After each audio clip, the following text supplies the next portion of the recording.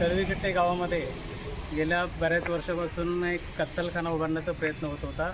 गावातल्या गावकऱ्यांचा त्याला पूर्ण विरोध होता. 2 वेळा त्यांचा प्रयत्न गावकऱ्यांनी सर्वांच्या एकजुटीनं हाणून पाडलेला होता. पण आता त्यांच्या परत उभारण्याच्या हालचाली सुरू झालेल्या आहेत.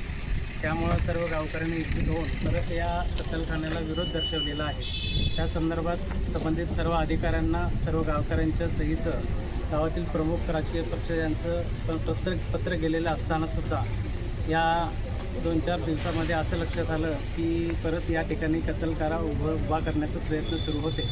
त्यासाठी याची निष्पक्षपणे चौकशी करण्यात यावी यासाठी सर्व शासकीय संस्थांना गावकऱ्यांच्या मार्फत हे पत्रव्यवहार केलेला आहे आणि त्यांनी या प्रकरणाची निष्पक्षपणे चौकशी करून सर्वांना गावकऱ्यांच्या समोर याचा खुलासा झाला पाहिजे असं सर्व गावकऱ्यांचं मत आहे.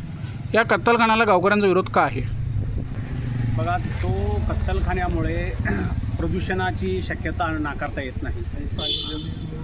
पाणी जमिनीत मिळून पाण्यामध्ये प्रदूषण होण्याची शक्यता आहे आणि संपूर्ण गावकऱ्यांचा विरोध आहे. त्या विरोध असल्यामुळं आम्ही गावकऱ्यांच्या सोबत सगळे आहोत. त्यासाठी हा विरोध कायमचा राहील आमचा.